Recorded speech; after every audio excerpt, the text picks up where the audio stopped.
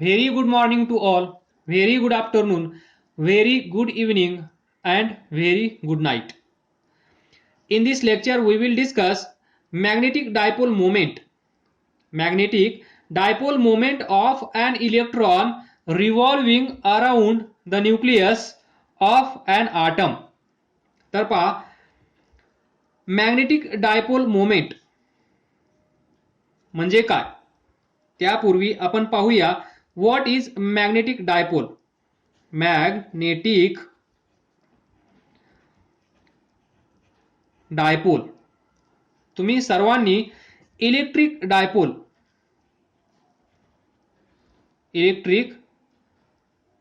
Dipole पाहिला असेल. -q इथे असेल, +q चार्ज इथे असेल. या दोन चार्ज मधली दूरी किती असेल 2l. तर या सिस्टमला आपण काय म्हणतो इलेक्ट्रिक डायपोल. त्याचप्रमाणे आपण इथे सिमिलर डायग्राम इथे ड्रॉ करूया. -q च्या जाग्यावर मी लिहीन -m. काही डिस्टन्सवर +q च्या जागेवर लिहीन +m. या दोघांमधली दूरी आहे इथे 2l. इथे पण मी चेंज करणार नाही. या दोघांमधली दूरी इथे पण असेल 2l. तर जे -m आहे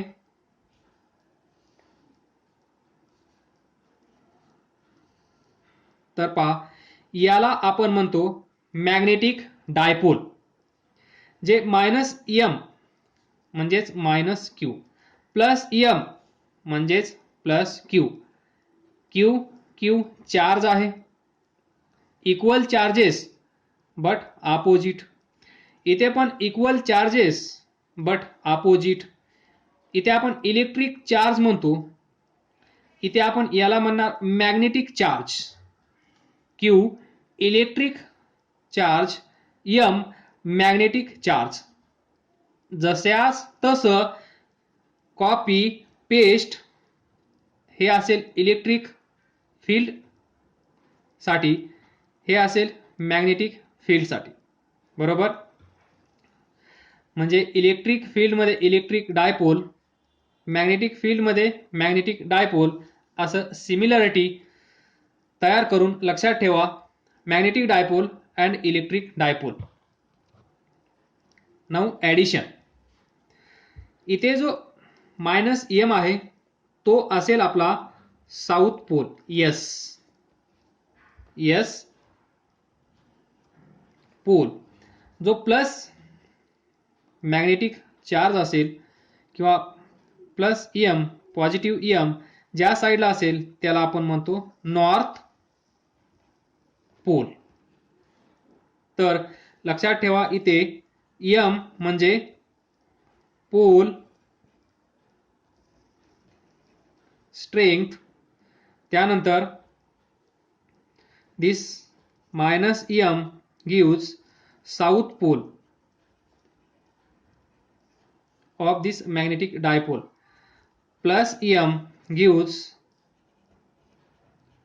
north pole of this magnetic dipole. त्यानंतर मॅग्नेटिक डायपोल मोमेंट म्हणजे काय. मॅग्नेटिक डायपोल मोमेंट म्हणजे काय. तर मॅग्नेटिक डायपोल मोमेंट ही एक वेक्टर फिजिकल क्वांटिटी आहे. त्यामुळे मॅग्नेटिक डायपोल मोमेंट जसा इथे होता इलेक्ट्रिक डायपोल मोमेंट, तसंच इथे असेल मॅग्नेटिक डायपोल मोमेंट. इथे आपण p बार ने डिनोट करत होतो, इथे असेल m बार किंवा म्यू बार.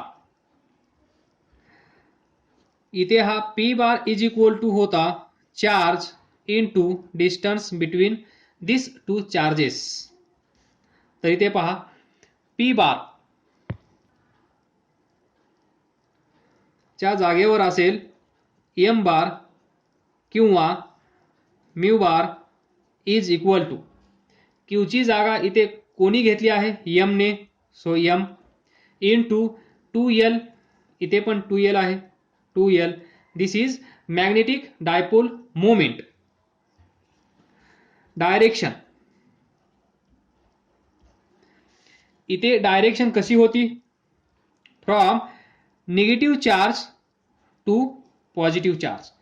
इथे पण तशीच असेल, फ्रॉम निगेटिव्ह टू पॉझिटिव्ह, म्हणजेच from south pole to north pole. त्यामुळे direction of magnetic dipole moment is from south pole to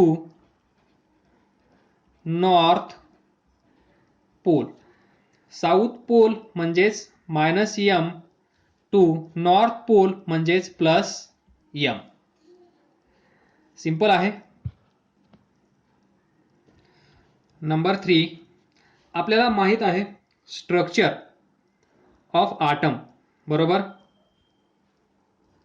हा आटम असेल तर इथे काय असतात, इलेक्ट्रॉन्स कॅरिंग निगेटिव्ह चार्ज किंवा निगेटिव्ह चार्ज असणारे इलेक्ट्रॉन्स या ऑर्बिटमध्ये रिव्हॉल्व करत असतात अराउंड दिस न्यूक्लियस. याला काय म्हणतो आपण, न्यूक्लियस. या न्यूक्लियसमध्ये नंबर 1 काय असतो, एक असतो, एक नसतो, प्रोटॉन्स. Number 2 neutrons. हे आहे in short structure of atom. डिटेल्समध्ये आपण पाहणार आहोत चॅप्टर नंबर 15 मध्ये. पूर्ण याच्यावरच हा टॉपिक आहे. तर इथे फक्त असंच लक्षात ठेवा, ॲटम या ऑर्बिटमध्ये इलेक्ट्रॉन्स रिव्हॉल्व होत असतील, सेंटरला प्रोटॉन्स आणि न्यूट्रॉन्स असतील, त्याला आपण म्हणतो न्यूक्लियस. नेक्स्ट, सध्या एवढंच लक्षात ठेवा, ॲटमचं स्ट्रक्चर म्हणल्यानंतर सेंटरला न्यूक्लियस असेल, न्यूक्लियसमध्ये प्रोटॉन आणि न्यूट्रॉन हे असतील आणि या ऑर्बिटमध्ये इलेक्ट्रॉन्स रिव्हॉल्व होत असतील. That is we know that in an atom electrons having negative charge, या इलेक्ट्रॉनचा चार्ज कसा असतो, negative, are revolving about this nucleus. Then let us consider an electron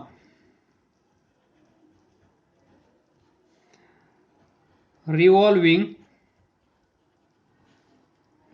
around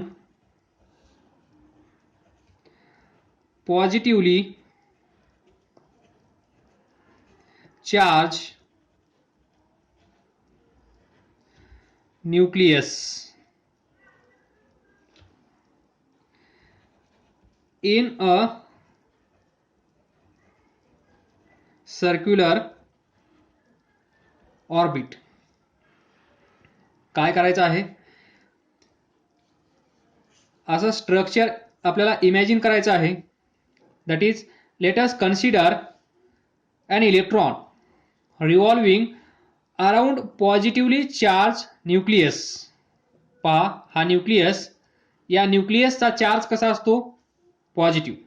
म्हणून positively charge nucleus in a circular orbit. Positively charge nucleus around this nucleus there is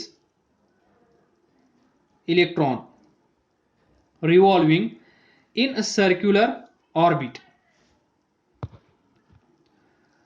तर पहा, आतापर्यंत आपण खूप सारं डिस्कशन केलं आहे नंबर 5, हा जर लूप असेल, या लूपमधून करंट I फ्लो होत असेल, तर याला आपण काय म्हणतो? Current loop. बरोबर. हा सर्क्युलर लूप आहे. या लूपमधून जर करंट I फ्लो होत असेल, तर या लूपचं नाव म्हणजेच नामकरण आपण काय केलं आहे? दिस इज करंट लूप. तर मग मला सांगा, हा कंडक्टर आहे. या कंडक्टरमधून जर इलेक्ट्रॉन्स या डायरेक्शनमध्ये जात असतील, तर डायरेक्शन ऑफ करंट कशी असेल? अपोजिट. जर या कंडक्टरमधून इलेक्ट्रॉन्स या डायरेक्शनमध्ये जात असतील, तर डायरेक्शन ऑफ करंट कशी असेल? अपोजिट. दॅट इज, आणि हे पण तुम्हाला माहित आहे, या कंडक्टरमधून जो करंट फ्लो होतो तो कुणामुळे होतो? या इलेक्ट्रॉनमुळे. ज्या डायरेक्शनमध्ये इलेक्ट्रॉन जात आहेत त्याच्या अपोजिट डायरेक्शनमध्ये आपला करंट असतो. इथे electrons left to right, current from right to left. इथे electrons right to left, current from left to right. हे सर्वांनाच माहीत आहे. बरोबर. मग हे पण माहीत असेल तुम्हाला, हे माहीत आहे, हे माहीत आहे, हे माहीत आहे, तर मग हे पण तुम्हाला माहीत असणं गरजेचं आहे. जर हा लूप असेल, लूप म्हणजेच इथे ऑर्बिट. हा जो इलेक्ट्रॉन आहे, हा इलेक्ट्रॉन या पॉझिटिव्हली चार्ज न्यूक्लियसच्या अराउंड असा रिव्हॉल्व होत आहे इन सर्क्युलर ऑर्बिट. ही जी सर्क्युलर ऑर्बिट आहे, दिस, या ऑर्बिटमध्ये इलेक्ट्रॉन या डायरेक्शनमध्ये जात असेल, निगेटिव्हली चार्ज इलेक्ट्रॉन या सर्क्युलर ऑर्बिटमध्ये असा फिरत असेल, सर्क्युलर मोशन करत असेल, या सर्क्युलर ऑर्बिटमध्ये असा फिरत असेल. तर पहा, this is direction of electron.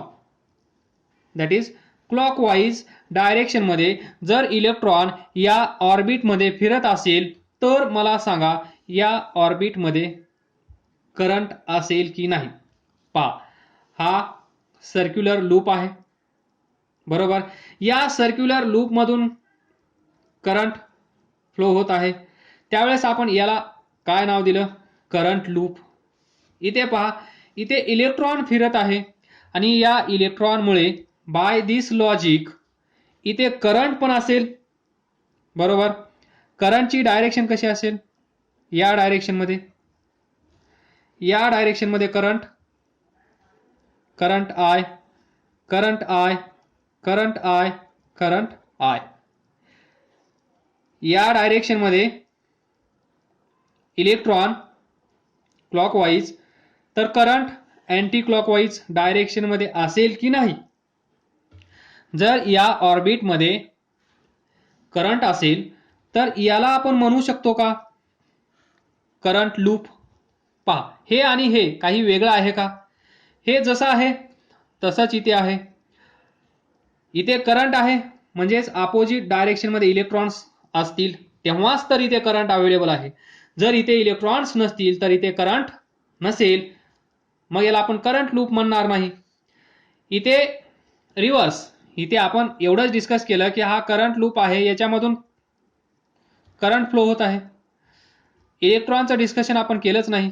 इथे आपण इलेक्ट्रॉन पासून सुरुवात केली आहे, पण हे काय आहे? ही ऑर्बिट आहे, लक्षात ठेवा. हा पॉझिटिव्ह चार्ज असणारा न्यूक्लियस, याच्या अवतीभोवती फिरणारा निगेटिव्ह चार्ज असणारा इलेक्ट्रॉन, इथे असणार प्रोटॉन्स अँड न्यूट्रॉन्स. बरोबर. त्याचप्रमाणे ही सिच्युएशन म्हणजेच करंट लूप आपण याला म्हणू शकतो का? तर याचा आन्सर असेल यस. बरोबर. याचं नाव आपण ठेवूया टिनी करंट लूप. कारण हा ॲटम पाहिलाय का तुम्ही? नाही ना? खूप खूप छोटा असेल. ही ऑर्बिट खूप छोटी असेल, म्हणून हा जो करंट लूप असेल त्याला आपण म्हणूया टिनी करंट लूप. आलं लक्षात? जर हा करंट लूप असेल तर याचं मॅग्नेटिक डायपोल मोमेंट किती असतो? m is equal to current into area enclose by this circular loop. Area enclose by this circular loop and याच्यातून फ्लो होणारा करंट या दोघांचा प्रोडक्ट म्हणजे dipole moment, magnetic dipole moment हे आपण पाहिलं आहे. तर इथे पण डायपोल मोमेंट असणार, तर त्या डायपोल मोमेंटचं नाव आपण ठेवूया मॅग्नेटिक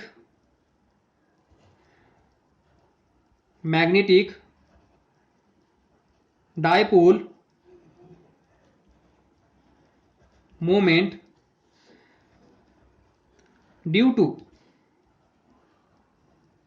करंट लूप हे सर्वांना माहित आहे इज m ORB. ही जी मोशन आहे या इलेक्ट्रॉनची त्याला आपण म्हणतो ऑर्बिटल मोशन.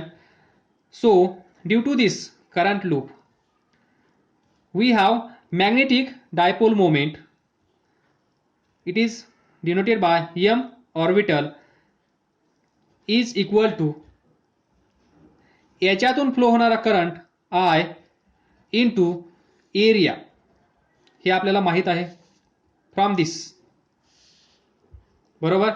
इथे असेल तर इथे पण असणारच, म्हणून ऑर्बिटमध्ये हा इलेक्ट्रॉन रिव्हॉल्व होत आहे, म्हणून m orbital is equal to current into A star. Now see, let V be speed of electron, then R be radius of orbit. तर पहा, current this is direction of electron, करंटची direction त्याच्या opposite असेल. This is direction of current. इथे असेल centre, हे distance r that is radius of orbit. समजा इथे इलेक्ट्रॉन आहे, हा जो इलेक्ट्रॉन आहे आपण जो कन्सिडर केला आहे इथे तो एकच इलेक्ट्रॉन आहे, single electron revolving around the nucleus. एकच इलेक्ट्रॉन इथे क्लॉकवाईज डायरेक्शन मध्ये फिरत आहे, करंट असेल अँटी क्लॉकवाईज डायरेक्शन मध्ये. तर स्पीड ऑफ इलेक्ट्रॉन v आहे. इलेक्ट्रॉन पहा आला आला आला आला इथे आला, तर इथे त्याची डायरेक्शन कशी असेल? v बार अशी असेल. तर तुम्हाला माहित आहे, काय माहित आहे तुम्हाला? टी बी टाइम पिरियड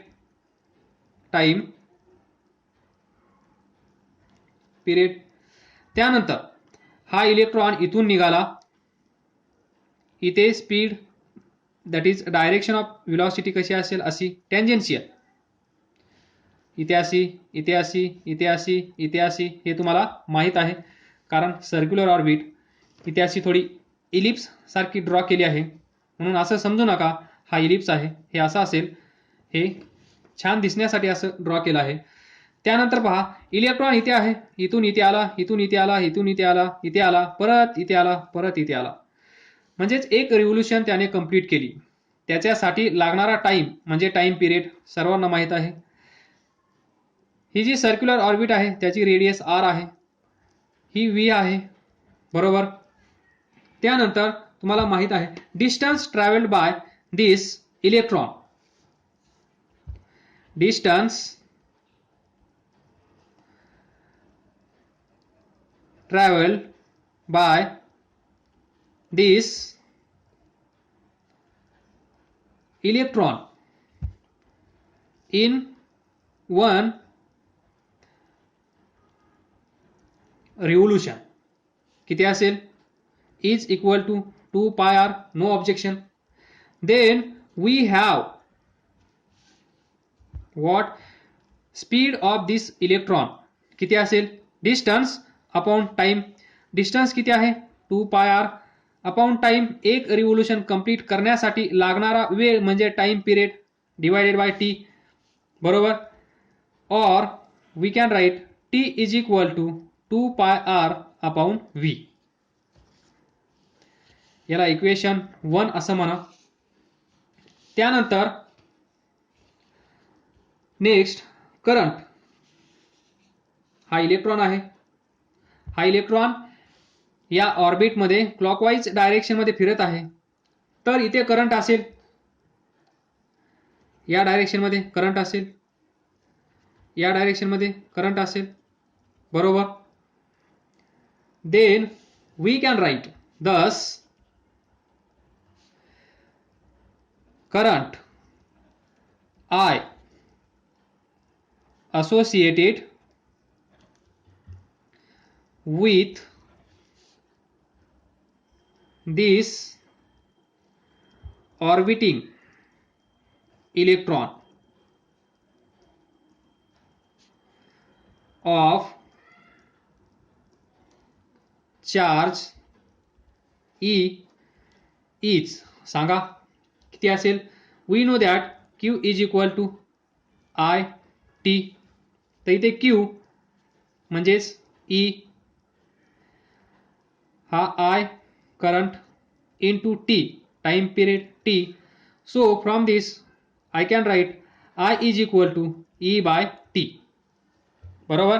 करंट तुम्हाला माहित आहे definition Q is equal to I T. इथून करंट I फाइंड केला. Current I is equal to Q by T. Q म्हणजे charge.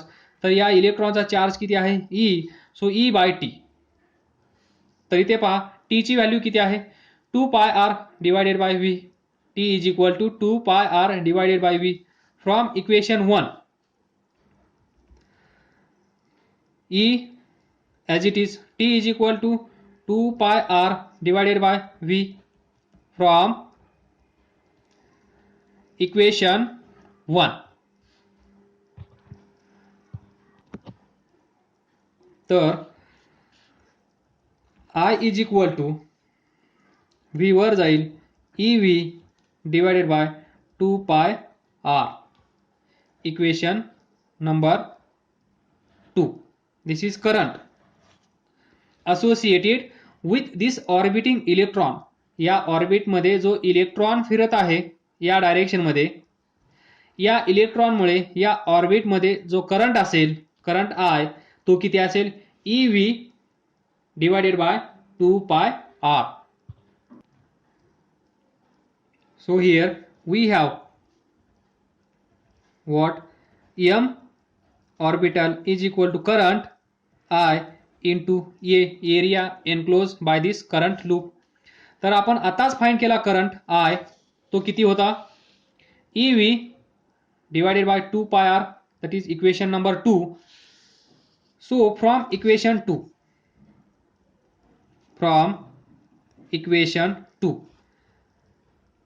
m orbital is equal to याला आपण काय म्हणू शकतो orbital magnetic dipole moment. m orbital म्हणजे काय orbital magnetic dipole moment associated with orbital current loop is I तुम्हाला माहित आहे किती आहे EV डिवायडेड बाय 2 पाय r इंटू एरिया किती असेल या लूपचा रेडियस r असेल. तर या लूपचा एरिया किती असेल pi r square.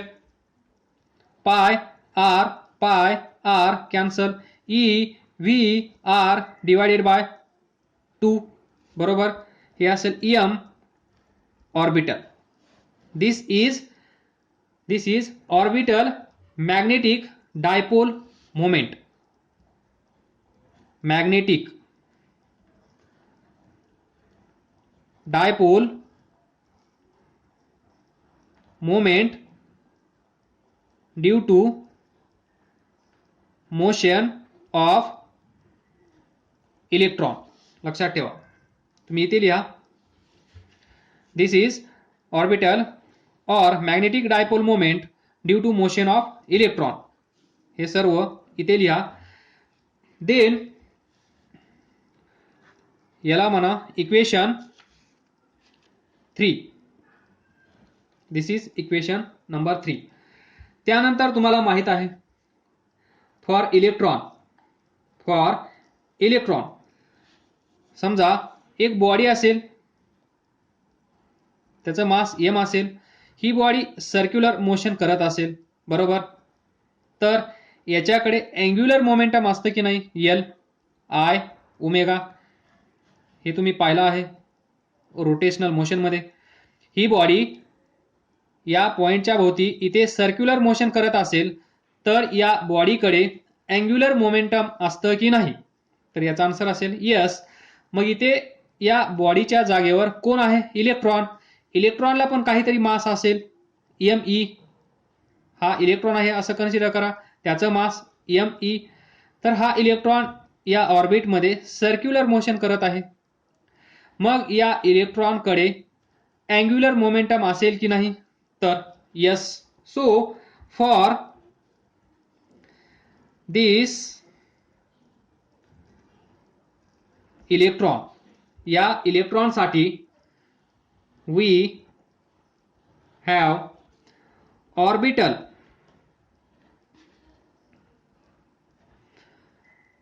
angular momentum, that is L is equal to I omega. त्यानंतर I, where I is moment of inertia. Axis इथे असेल, इलेक्ट्रॉन इथे असेल, त्याचं काहीतरी मास असेल, me, डिस्टन्स r असेल, तर हा असा इथे रोटेट होत आहे, बरोबर. अबाउट दिस ॲक्सिस या इलेक्ट्रॉनचं म्हणजेच या बॉडीचं जसं आपण मोमेंट ऑफ इनर्शिया फाइंड करतो त्याचप्रमाणे या सिच्युएशनला इथे मोमेंट ऑफ इनर्शिया काय असेल, m, mass of electron me r square, omega काय असेल v by r. Angular speed omega is equal to v by r, v is equal to r omega, सर्वांना माहित असेल. तर इथे एक r कॅन्सल होईल, मास ऑफ इलेक्ट्रॉन v हा r. This is angular momentum और orbital angular momentum of this electron. हे आपल्याला माहित आहे. हेच वेक्टरच्या लँग्वेजमध्ये आपण कसं दाखवतो, mv काय असतो, लिनियर मोमेंटम mv बार. हे सर्वांना माहित असेल, लिनियर मोमेंटम mv. तर angular momentum is r bar cross p bar in vector. This is definition of angular momentum. तर तुम्हाला माहित आहे हा a बार असेल, हा b बार असेल, या दोघांमध्ये अँगल थीटा असेल, तर यांचा cross product a bar cross b bar कुठे असतो, perpendicular to b bar, perpendicular to a bar. त्याचप्रमाणे इथे r क्रॉस p आहे. तर पहा या डायग्राम मध्ये पहा, या पोझिशनला पहा, डायरेक्शन ऑफ व्हेलॉसिटी कशी आहे इकडे, डायरेक्शन ऑफ लिनियर मोमेंटम इकडे असेल, पोझिशन वेक्टर r बार इथे आहे. तर इथे पहा या दोघांमध्ये अँगल थीटा असेल. असं करू नका, कारण जी डेफिनेशन आहे a बार हा b बार या दोघांमध्ये जो अँगल आहे थीटा, तो अँगल कुठे आहे पहा, हा वेक्टर एरो इथे आहे, टेल इथे आहे. ए बार पहा, एरो इथे आहे, टेल इथे आहे, म्हणजेच टेल याचा टेल जिथे भेटत आहेत तो अँगल आपण कन्सिडर करतो. त्यानंतर आपण क्रॉस प्रोडक्ट रूल हा ए टू बी त्यावेळेस थंबची डायरेक्शन म्हणजेच ए बार क्रॉस बी बार ची डायरेक्शन. तर अँगल पहा, पण इथे पहा, इथे ॲरो आहे, इथे टेल आहे, म्हणजे या पोझिशन व्हेक्टरचा ॲरो आहे, या लिनियर मोमेंटमचा टेल आहे. म्हणजे ही डेफिनेशन आपण या सिच्युएशनमध्ये यूज करू शकत नाही. तर यासाठी तुम्हाला असं करावं लागेल, हा जो पोझिशन वेक्टर आहे हा पॅरलली असा शिफ्ट करावा लागेल. मग पहा, हासाच उचलायचा, इथे ठेवायचा, त्यानंतर पहा ॲरो इकडे आला. आता पहा, या लिनियर मोमेंटमचा टेल, या ॲरोचा टेल, नंतर या पोझिशन व्हेक्टरचा, या रेडियसचा टेल. आता इथे पहा, टेल टू टेल, म्हणजे ताल से ताल मिला, असं लक्षात ठेवा. याचा टेल ज्या ठिकाणी भेटतात त्यावेळेस आपण हा क्रॉस प्रॉडक्टचा रूल यूज करत असतो. नाउ सी हियर, कसा हा झाला आर बार, हा झाला p bar. Angular momentum I is equal to r cross p bar. तर फ्रॉम आर टू पी, तर पहा आपल्याला काय करावं लागेल, असा हात करावा लागेल, आर टू पी, बरोबर, आर टू पी. आलं लक्षात, आर टू पी. म्हणजेच थंब दिसत आहे का तुम्हाला, थंब कुठे आहे, डाऊनवर्ड डायरेक्शन मध्ये. पहा, थंब डाऊनवर्ड डायरेक्शन मध्ये आहे. From r to p, r कडून आपल्याला पी कडे जायचं आहे, त्यावेळेस थंबची जी डायरेक्शन असेल, पहा थंब डाऊनवर्ड गेला या पोझिशनसाठी. डाऊनवर्ड म्हणजेच इथे हा जो इलेक्ट्रॉन आहे या ऑर्बिटमध्ये फिरत आहे, त्याचं जे अँग्युलर मोमेंटम असेल ते असेल डाऊनवर्ड डायरेक्शन मध्ये. This is direction of L bar, हे लक्षात ठेवा, direction of L bar, downward direction. तर ही होती जुनी कहाणी जी तुम्हाला माहित होती. इथून पुढे आपण, इथपर्यंत काय समजलं नसेल तर विचारा, अभ्यास करत राहा, पुढे जात राहा. All the best, thank you. इथून पुढे आपण पुढच्या लेक्चरमध्ये कंटिन्यू करूया.